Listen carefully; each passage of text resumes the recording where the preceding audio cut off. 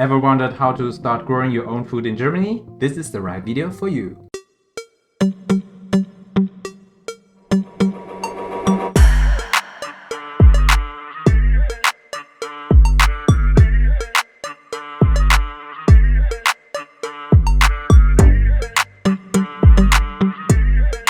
I don't have a green thumb.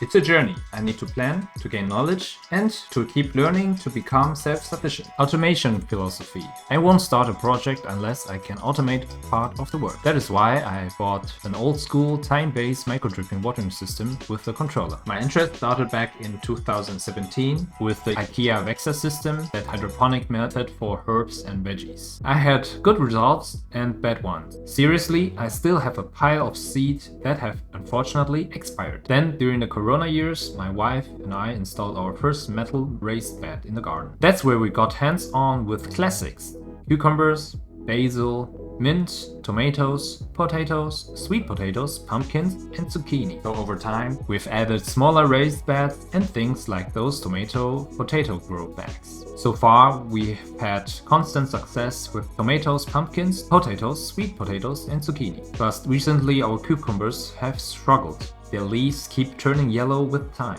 This year we've tried something new, a lot of beans planted along the south side of the main raised bed. But this spring Germany had too much rain, which means tons of snails. They're hiding right behind the bean leaves. I love Mediterranean food, so I planted thyme and oregano this year. Fingers crossed! They'll actually survive the German winter. I watch a few YouTubers, their channels are all linked below in the description. The constant challenge is optimizing space and maximizing yield in those raised beds every year. So, would you start to plant your own veggies or even herbs in your garden? Let me know in the description. And as always, thanks for watching and see you in the next video. Bye!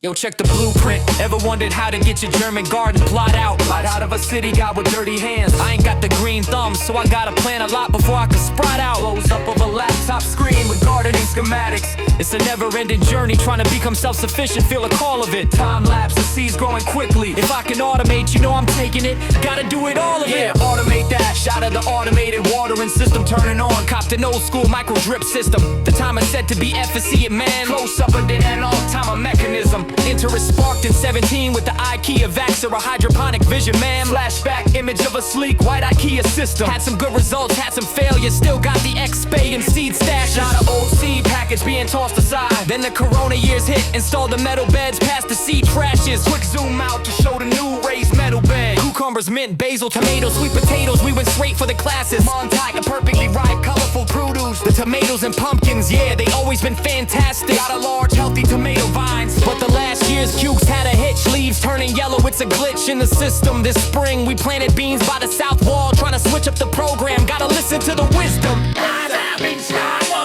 Too much rain in Germany, so the snails are hiding. They chew in on the beanstalk. The snails love Mediterranean flavor. Got thyme and oregano planted. Hope they make it through the cold war. Warm, vibrant shot of Mediterranean herb. Watching YouTubers always optimizing space, maximizing the yield with haste. Split screen showing YouTube from Tulsi is next to the raised bed. The ultimate goal is simple: save money and be self-sufficient. No time to waste. Let's go!